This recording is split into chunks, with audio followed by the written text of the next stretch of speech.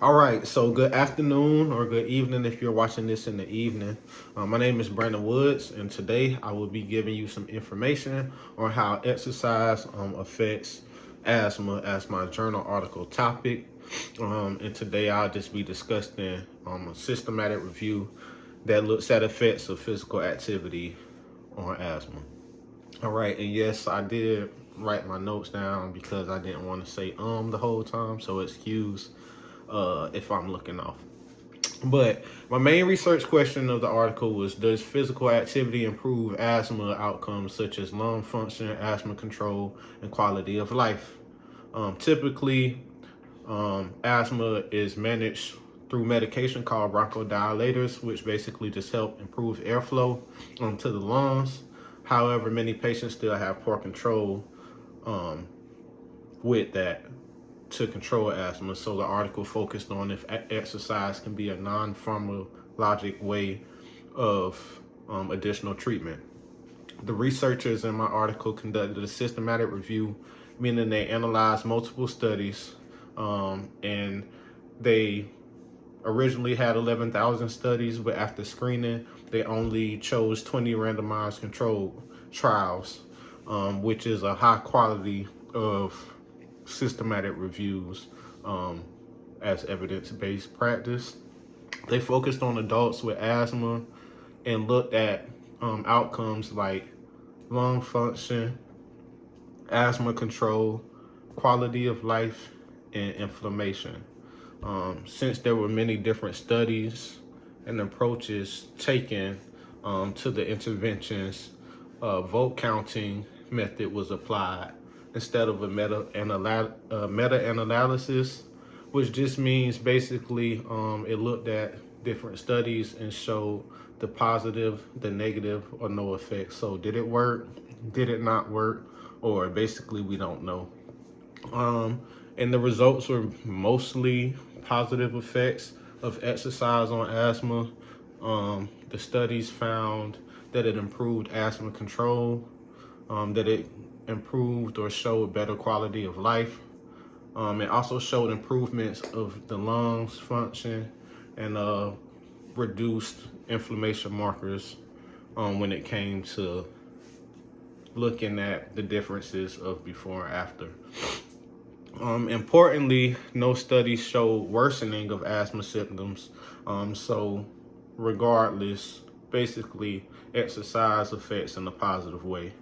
Um, it was controlled, it was concluded that physical activity is a promising non-pharmacologic,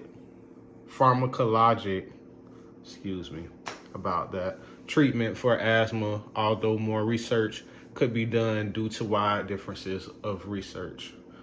So basically, the research was good, but more could be done just because there was a lot of varied interventions and things of that nature. The strengths that apply to the research in my article is that it was large and comprehensive, and it used 20 random controlled trials and used multiple reviewers. But the weaknesses were that there were just small sample sizes and that the physical activity interventions varied, ranging from walking and running and circuit training to techniques like breathing exercises, training for weight loss, and dietary components like vitamin supplements.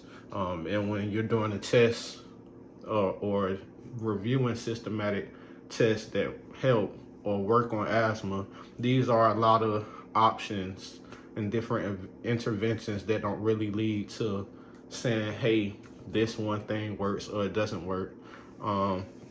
So some things that may have been biased with short-term studies, so we don't really know the long-term effects. And then also possible publication bias, meaning that maybe these people reporting the results wanted to report positive results more likely, and not the bad results.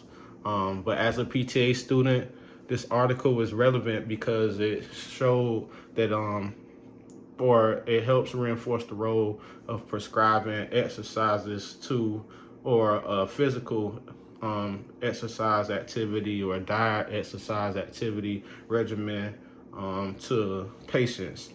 It also shows that exercise can improve functional outcomes and quality of life, not just physical measurements, and also emphasizes the importance of patient education and monitoring systems during activity. Implications for future research and practice with this article. In the future, I would say use larger populations for testing. I also would have a standard exercise program that has a set of exercises or a standard set of exercises to improve the possibilities of comparing interventions and outcomes. That way we can have just a system of saying, hey, this works, this does not work, and we need to learn more about these interventions. And then just having long-term follow-up studies with these patients who are a part of these exercise programs, just to keep monitoring the evolution of interventions and how we could help people with their problems when it comes to asthma.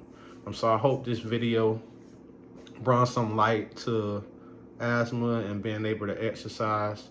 I chose this because I used to have asthma when I was younger, and being an athlete, it definitely was frustrating, the complications that come with being having asthma. So I appreciate you for listening. Thank you.